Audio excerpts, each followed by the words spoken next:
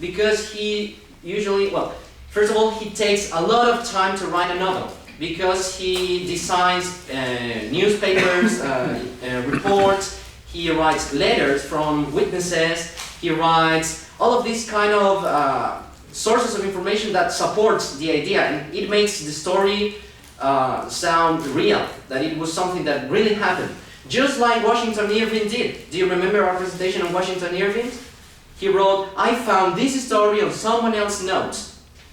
Stephen King does something very similar. In his story, he includes newspapers report, police reports, letters from witnesses, and all that kind of information, that kind of sources of information.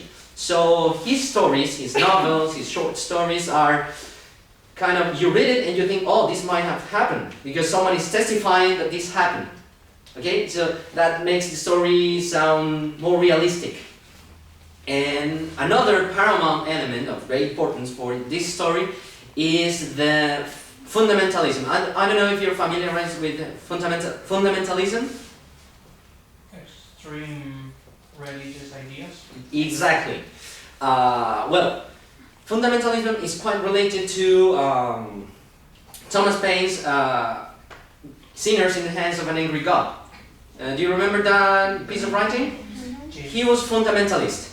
And actually, in the wardrobe, Carrie's wardrobe, where her mother forced her to be locked up, there was an abstract of Sinners in the Hands of an Angry God. Thanks to Panchita, she found it. So, her mother was quite a fundamentalist believer. She thought that if you sinned, you were doomed to hell. So she was all about God, she was all about don't sin, she was all about don't do that, Carrie, be careful, Carrie, pray, ask for forgiveness for your sins. And she thought she didn't sin, she had never sinned. Her mother thought that she was pure, she was kind of God's figure, and she had to lead Carrie towards the path of holiness, and that was the role of the mother. And somehow this fundamentalism shaped Carrie's personality. So this was kind of one of the reasons that led Carrie to do what she did at the end of the book. Okay, we also compare the book with the film, with the movie of the movie of 2013. So we found out that even though the movie has some scenes from the book, it has some extra scenes. For example, the first one with Carrie, when Carrie was born, and also when they were in the gym class in the pool, it isn't in the book. Also, how the PE teacher was portrayed, Miss Desjardins? Okay. How she was portrayed. She was portrayed as a nice woman, but in the book she was more strict. She didn't believe Carrie at first. And the last scene in which, in the movie, Carrie and her mother died in their house. Meanwhile, in the book, Carrie dies alone, not in her house. Those are some things found out. So let's go through symbolism. Well, there's a lot of symbolism in Carrie, but we wanted to highlight two: the blood and breast. I'll explain. Well, first of all, blood. Feminism was not the only thing or movement on rise during the 70s, but also fundamentalism. And why I mention that? Because of fundamentalism, a common thing for women during those times, like menstruation, was instead of being like a biological process, was like the symbolism of sin. But which sin? Eve's sin. So we are like playing Eve's sins. All the women through the story, through the history. So, what else? You can notice and see actual blood during the whole book and the movies as well. We have two movies. The most known one, because there is a longer one, in 2002. 2002. Well, so we have the first one in 1976 from De Palma. And in 2013 we have from Pierce version. Well, in the last one you can notice a lot of blood from the very beginning. Actually the movie starts with blood and ends with blood. When Carrie was born, With life and death. life and death represented through blood. When she was born and when she died and when all the things happened during the prom. So basically blood is, according to this fundamentalism, which was highly present mainly through the mother, we can see or make this blood equal sin. Okay? And well, it is also a dichotomy we were discussing because actually, according to those beliefs, blood was taken from animals so as to get redemption. So we have like this good part and sin as well, like the maximum representation of evil. So you can take your conclusions. And breast, well, it's like a little fervor from Stephen King because the word breast is mentioned 20 times during the book. The word dirty pillows, that was like the name that the mother gave to breast. Dirty pillows was mentioned 4 times, and even nipples a lot of times. He actually described the breast of every single woman of the story. For example, of Miss Desjardins, their slim, non-breasted gym teacher. That's our first impression from her. About Carrie, milk white, upright and smooth. The nipples were a light coffee color. It's like a lot of detail. But why? Because for Carrie's mom, she had like a fixation with breast because it was a symbol of maturity.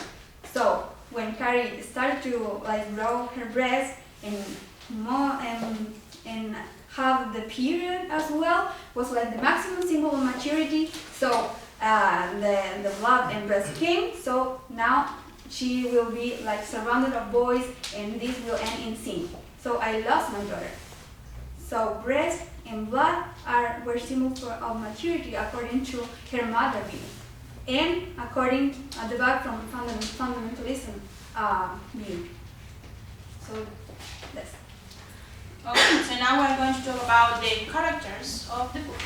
We first have Carrie White, or Carrieta White, who was a very shy and quiet girl. As Bastian said before, she was bullied and she didn't have friends in school. But because she didn't know how to interact with her classmates, they laughed at her because she was very religious and she followed her mother's ideas. She didn't have the opportunity to find out by herself what she could believe and what she couldn't believe in. She was described as a girl a little bit chubby and with pupils, and that also had some ideas of killing her classmates, but she just believed, think about that. She didn't do it until the end of the book. Yes. Well, now the characters?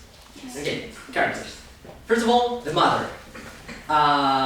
Well, the mother is an important character in the book, obviously, because she shaped Carrie's personality since the very beginning. Because her dad died 7 months before her birth. And so Carrie was with her mother and without a father her whole life. And this fundamentalist aspect of her mother shaped Carrie. The mother was always protecting Carrie. So at the end of the story, Carrie didn't know how to protect herself. And that's why she did what she did. Another important element of her mother is that she was always punishing her. She even hit Carrie when she thought that Carrie was doing something bad. So Carrie was mistreated since she was a little girl, and until she was grown up, a teenager. So all of these aspects shaped her way of view, her view of the world. She was always inside a bubble.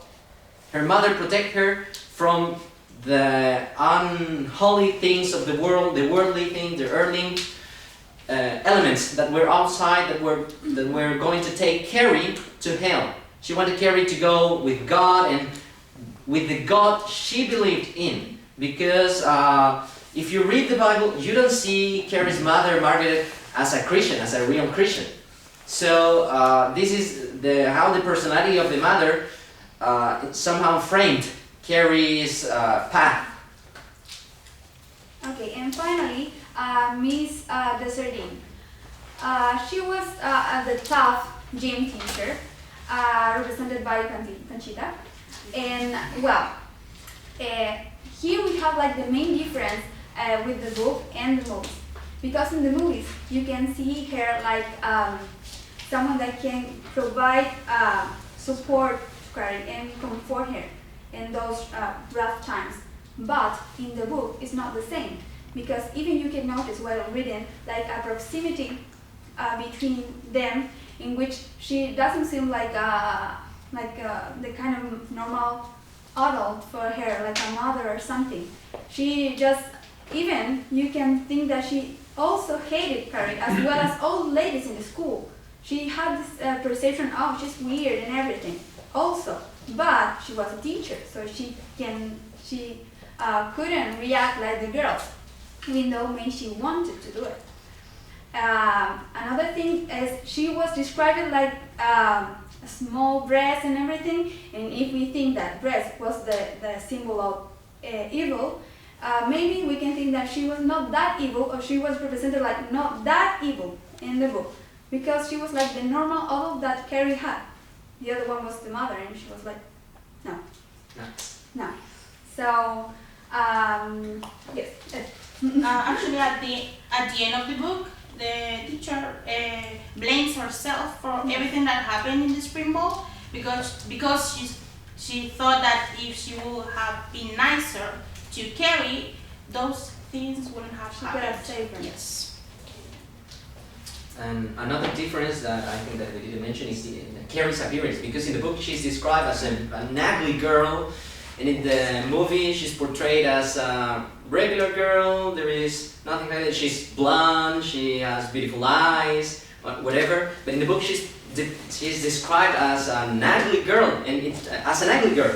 I think that those are the words he started describing some things in her skin and things like that. So even the image that it's given to us about Carrie is different from the book. And as Nicole mentioned, there is a 2002 miniseries that is quite similar to the book. So if you don't want to read the book, watch that movie, the Carrie 2002, because it's quite similar to the book. There is even the stone rain included in that movie. Because once when Carrie was fighting with her mother, stones rained from the sky.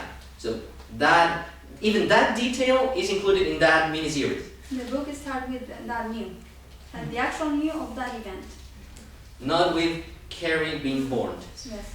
And something else that I was going to mention. The final event, what Carrie did, can be compared to a sacrifice.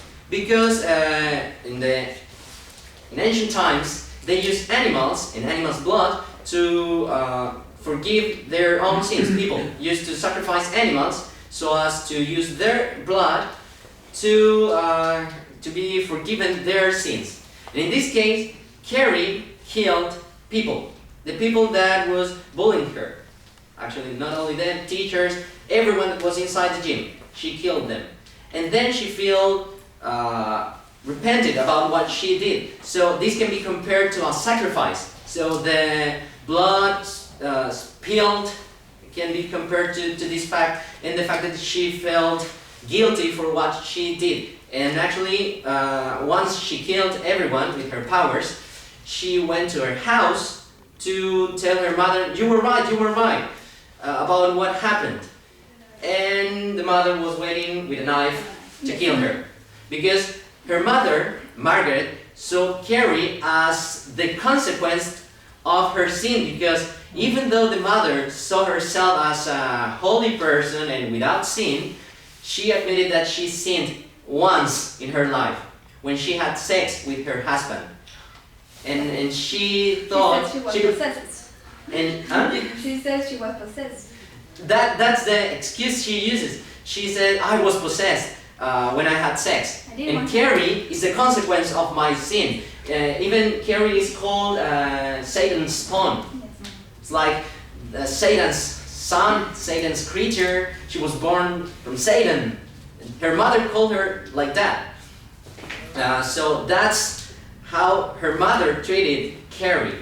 And that's expressed in the movie as well, because when they show that she was giving birth to Carrie, and when she actually had the baby, she like have the scissors to cut the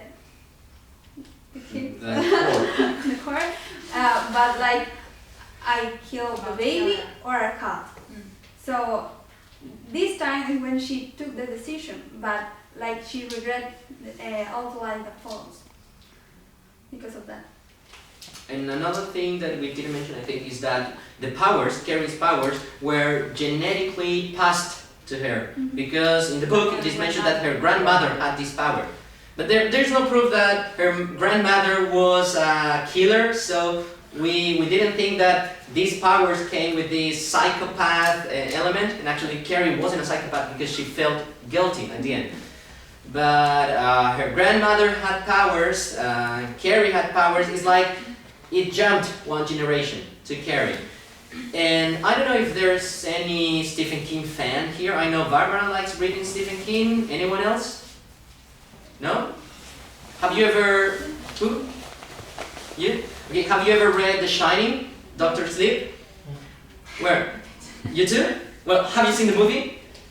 Well, there is a theory that says that all Stephen King's are connected. All Stephen King's stories are connected in one universe. It is called the King's universe. And in this book, The Shining, there is another little boy with powers. Okay, the main character in this movie has the ability to see dead people. And the Dr. Sleep is the next book, the one that follows the story from The Shining.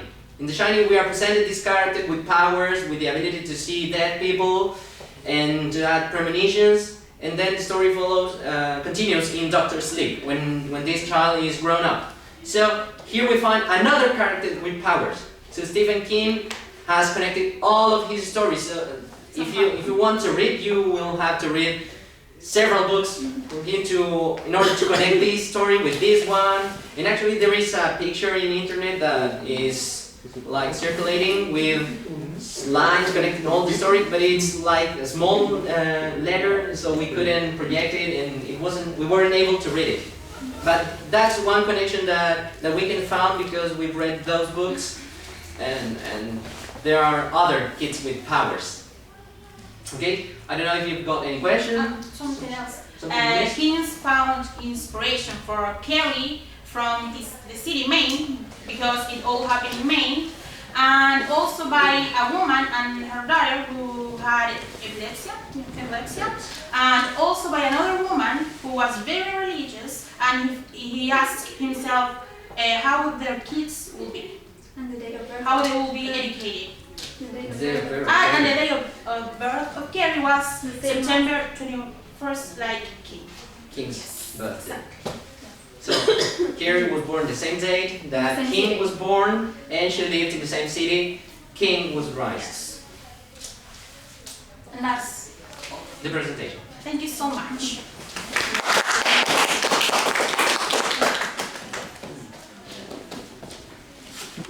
Question?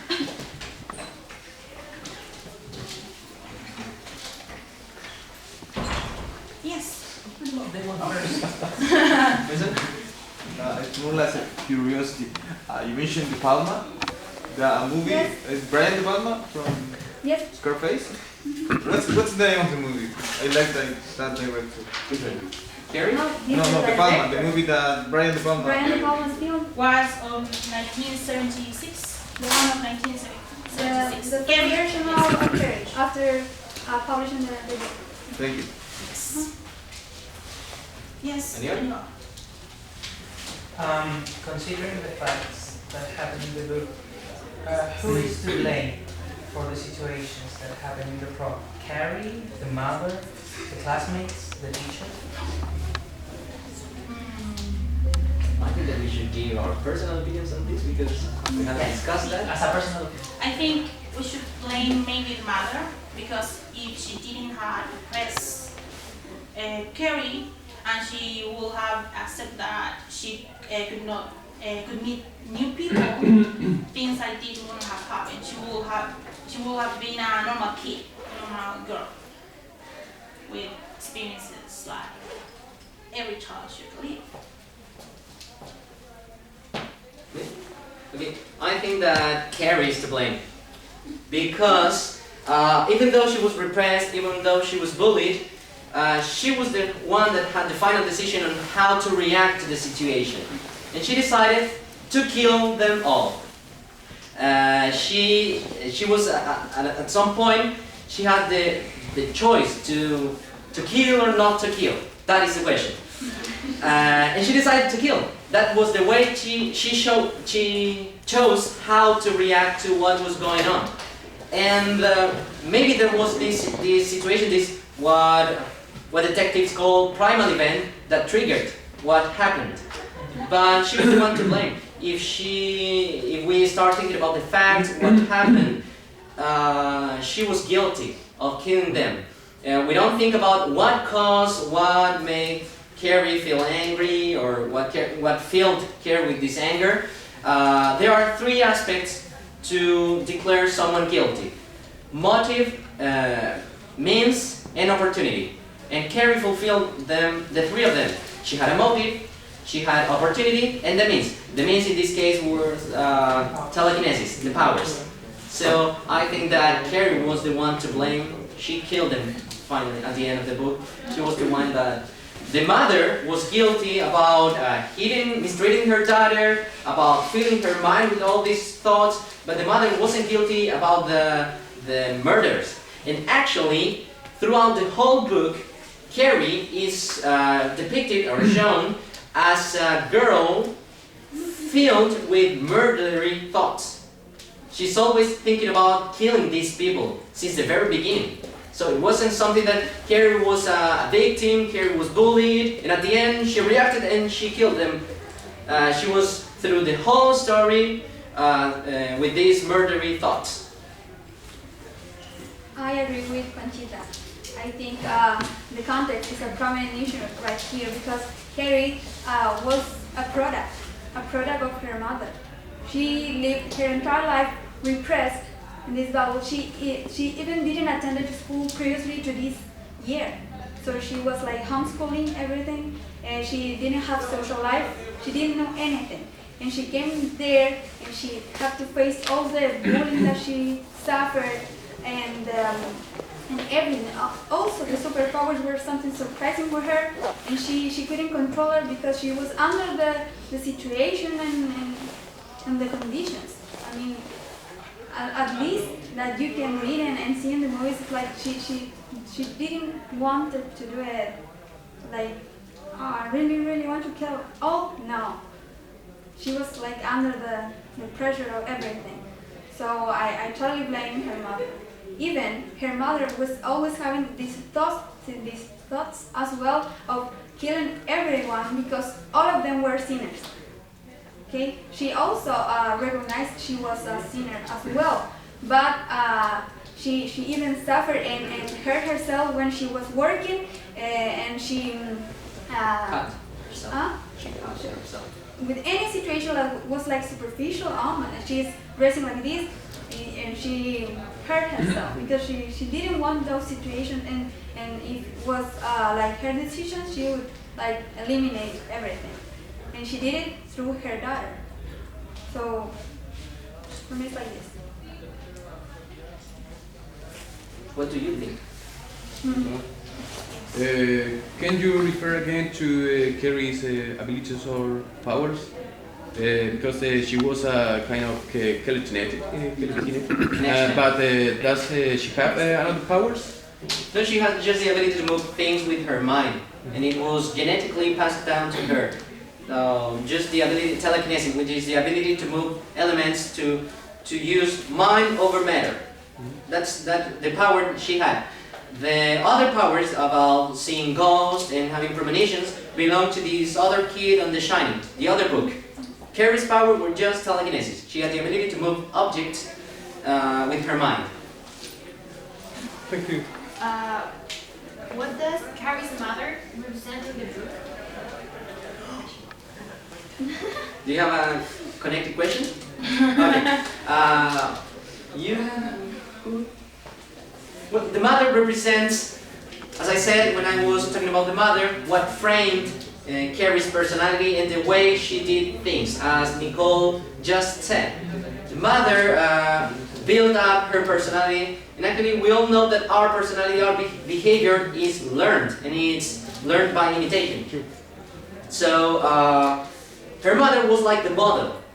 She had a model her whole life, this model, because as Francisca said, she didn't go to school, she didn't have a social life, so her mother was her model.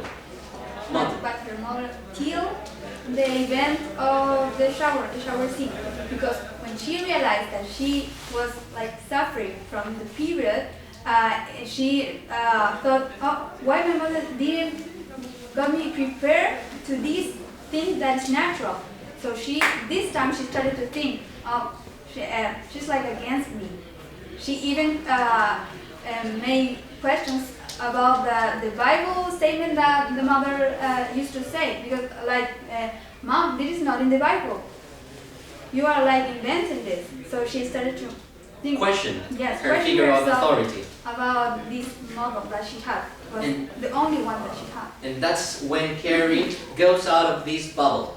And maybe that was something that also framed the way she reacted to the situation, because Carrie was protected her whole life by her mother. She was in this bubble, so when she went outside, she didn't know how to defend herself. She didn't know how to protect herself, so she was like, oh, I've got powers, I'll kill them because I can. So she couldn't think about another way of solving the situation.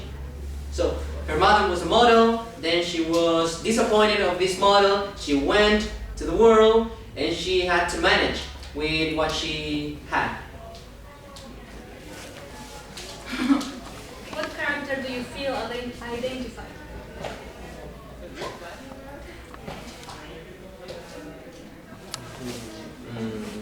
Well, actually, in my case, the book is written from the perspective of someone who is doing research on what happened.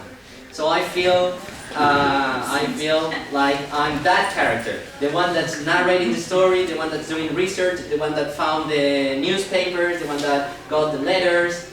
So that's the character I feel. It's not a character per se, but I feel closer to that element of the story. So. Personally speaking, I don't feel close to anyone, but there's a character that we didn't mention because of the cast. We are not enough. That was Sue. Sue was like a friend of Carrie, but she wasn't.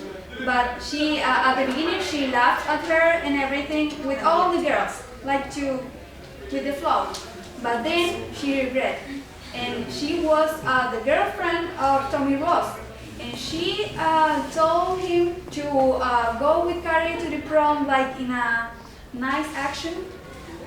So she actually regret all this first action of laughing at her in the showers, and at the end as well, she goes to Carrie's house, like to see if she's fine. So there was like some lights of goodness regarding Sue. So she was like the best in terms of if all were like super bad in the story. I would like to listen to another question. There were two, I think. Yours and yours. You signed? Okay. No, it's just that if you whether you would recommend this book or not. Because I haven't read it and I have watched both the 1976 movie and the 2013 movie, and I felt with both of them that there was something missing, because as some of you said, In the movie, like Carrie is so innocent, and then at the end she discovers the powers and she kills everybody. But is it in the book explained that? Is it better? Is it The book has got more details on that, and as I said, Carrie has got murdery thoughts throughout the story, not as she's shown as a victim in the movie. So I would recommend the book, and as Francisca said, this is one of the first King's novels, so it's like King's beginnings. So if you really like Stephen King, I would recommend it. And also because you have the different perspectives from survivors, because there were like 8 or 10 survivors from the Spring Ball, and from different experts. So you should. Yes. I would like to know if you how culture and society is portrayed in this book, because book usually portrays a society, the culture, and how do you think this is portrayed in the book? I mean, regarding to this bullying issues, and I'm thinking about shootings, school shootings. It's like the same, because boys and girls do not have powers, but they have guns. So what do you think about this? Actually, powers in this story is an exaggeration of Carrie's change in this process she was going through. So powers is just an exaggeration of what was going on with her body. Society, well, as I mentioned, postmodernist writers usually take some elements of the society, and so they start developing the story. In this case, bullying was the aspect King chose for writing his story. So bullying is something that's happening nowadays, is something that happened a couple of years ago, 10 years ago, 2 decades ago. So he took this issue and he created this story, and he was like, if kids had powers, this could happen.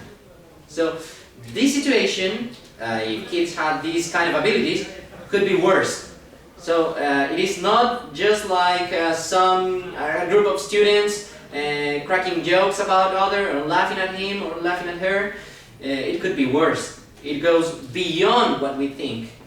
So that's how I interpret what King did, because I don't know King's point of view. I think the society portrayed in the book wasn't open-minded, because they saw the white family as some weirdos, sorry, and they didn't accept them. They treat them like some garbage, if we could say that. They were alienated from society. Yes. So they all knew that they were different from them, that you shouldn't relate to them, you shouldn't interact with them. So to sum up, we have like a culture, the internal school culture, in which you can find bullying and everything, and like from the society scope, we have this, and also related with religious. Because, for example, outside this story of the white family, you have like girls going to prom with those dresses, and parents allowing this. But we have the other part of the story in which, because of religious terms, she wasn't allowed to even meet a boy, and obviously not going to prom. The mother didn't allow her to go, but she went anyway. Also, another thing that we should mention is that in the book, when a man told another about what happened in the Spring Ball, this man asked, and who was it? Who did it? And he didn't saw the person, but he told Carrie White. Why did he say that? Because they all knew she was that girl, the different girl that you shouldn't approach, and that could do something bad to people.